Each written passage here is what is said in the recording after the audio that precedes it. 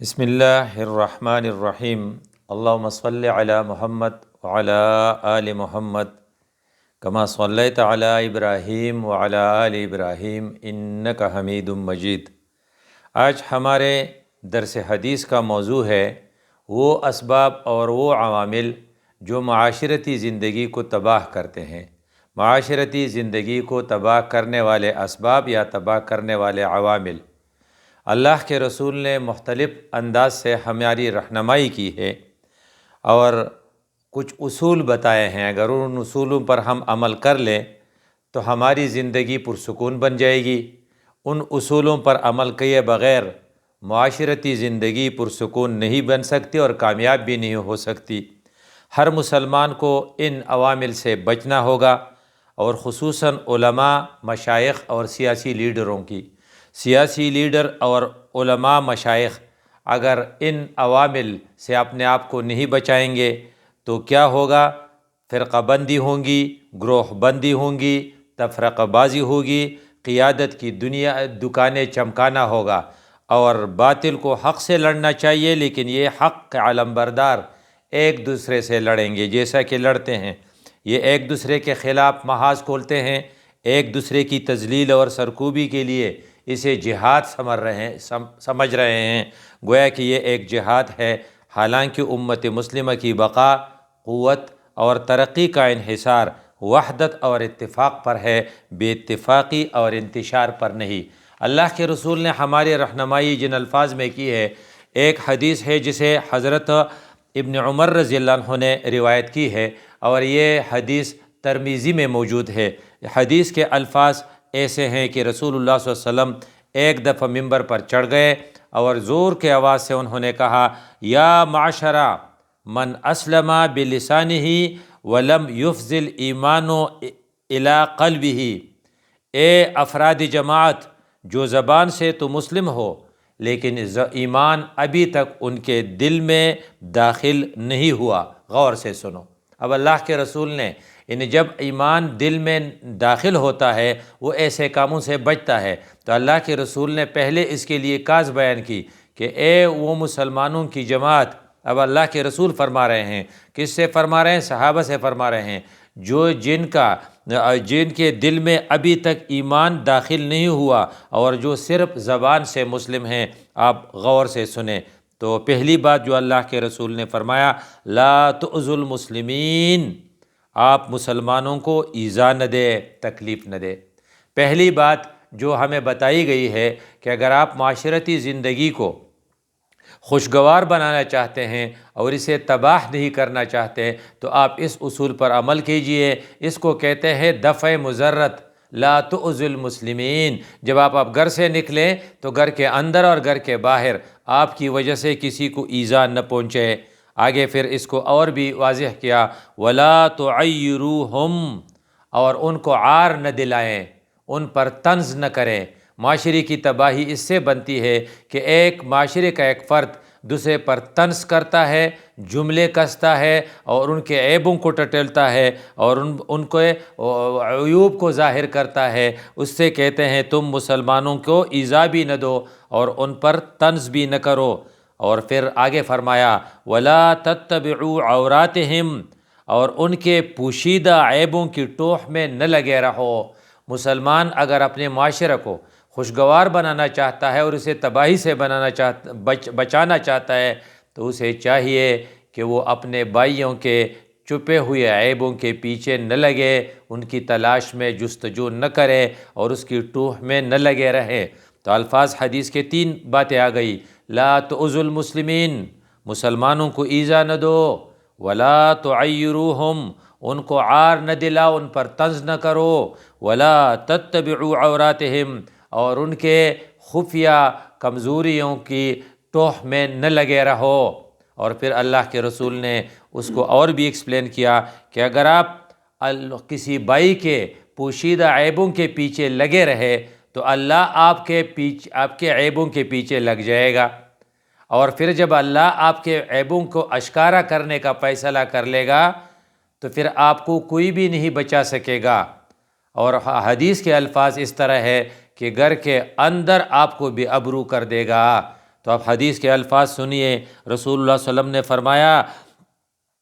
وَلَا تَتَّبِعُوا فَإِنَّهُ من تتبع عورت أخیہ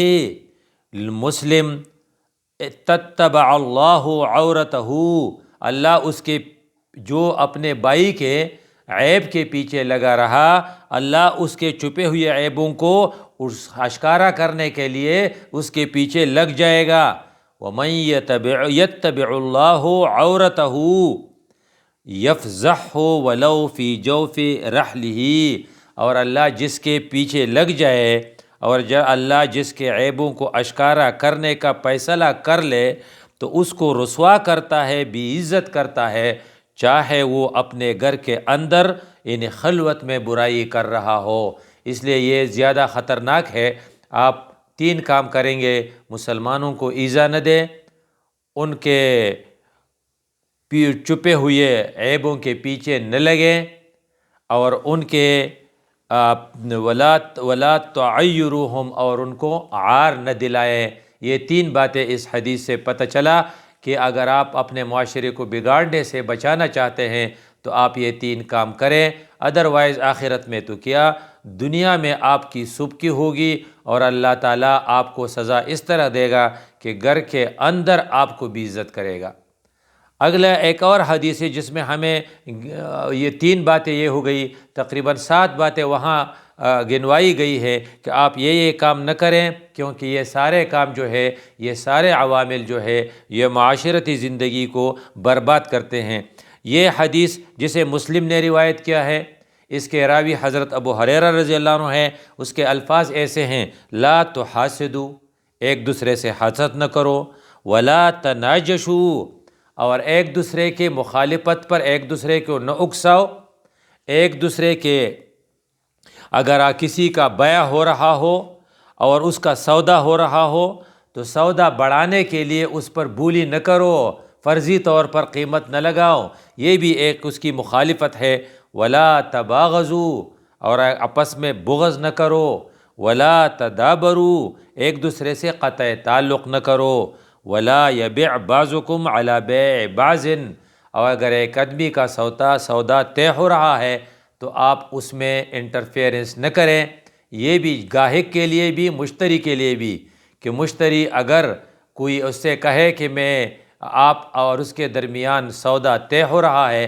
اور آپ اس میں مداخلت کر لیں اور ان کا طے شدہ سودا کو تباہ کر دیں، اس لیے کہ یا تو وہ چیز زیادہ قیمت سے بک جائے گی یا آپ اس سے زیادہ قیمت پر لے سکیں گے، تو اس پر بھی پابندی ہے۔ ان کو کرنے دیں، کیونکہ اس سے نفرت پیدا ہوتی ہے۔ اس لیے فرمایا آپ ایک دوسرے سے محبت کریں، ایک دوسرے کا احترام کریں، ہمدردی اور رواداری کریں، اور اگر کوئی ایک چیز خریدنے میں سنجیدہ نہیں ہے اور وہ مغالظہ آمیز رویے کی بنا پر حقیقی خریدار سے زیادہ قیمت دے کر اس سے خریدنے پر آمادہ ہو جائے تو یہ بہت بری بات ہے۔ تو آپس میں بغض بھی نہ کریں اور آپس میں حسد بھی نہ کریں اور آپس میں قطع تعلق بھی نہ کریں۔ یہ اللہ کے رسول کے الفاظ ہیں۔ فرماتے ہیں خرید و فروخت کے معاملے میں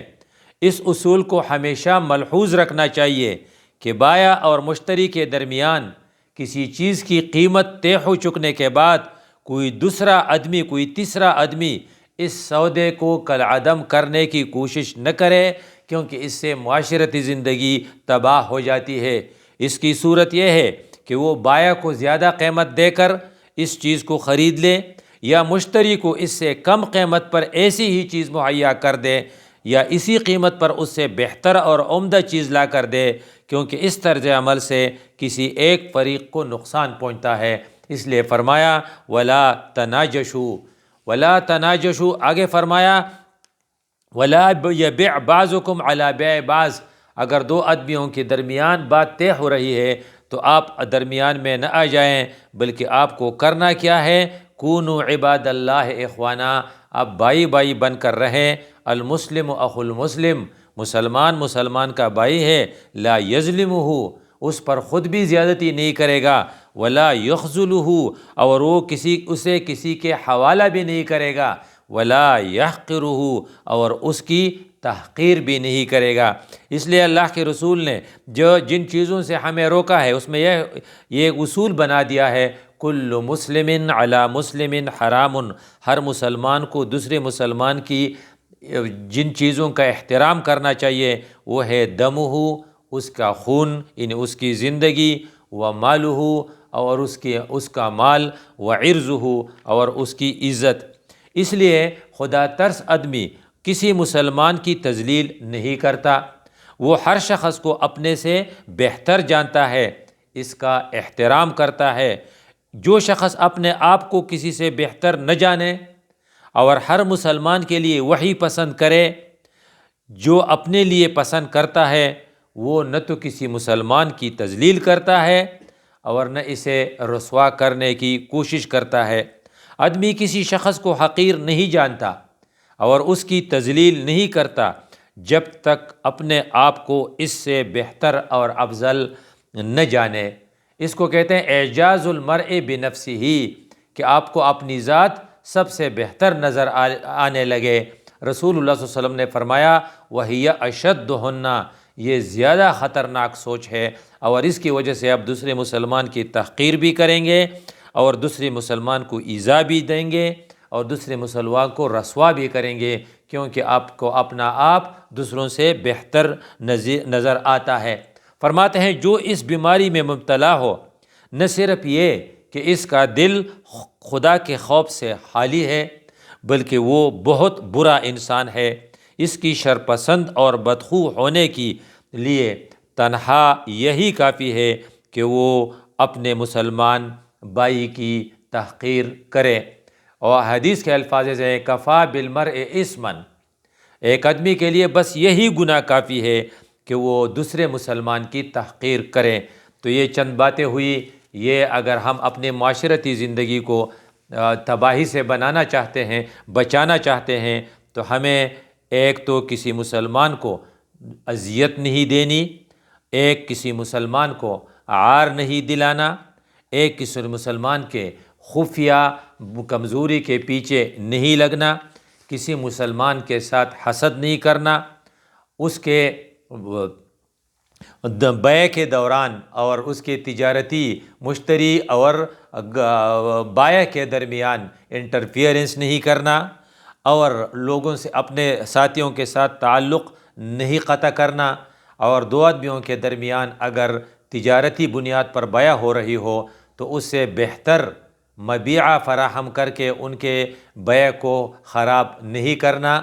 اور ساتھ ساتھ یہ بھی کہ اگر ہم بحسب امرئ من شر ان یحقر اخاہ المسلم، ایک آدمی کے لیے یہی ایک کافی ہے کہ وہ اپنے بھائی کی تحقیر کرے، اور یہ وہ لوگ کرتے ہیں جن کو اپنے آپ دوسروں سے بہتر نظر آتا ہے۔ معاشرتی کی خوبصورتی تب رہے گی جب ہر مسلمان یہ سوچے کہ میرا یہ بھائی مجھ سے ہر لحاظ سے بہتر ہے۔ اقول قولی ھذا استغفر اللہ لی ولکم ولسائر المسلمین۔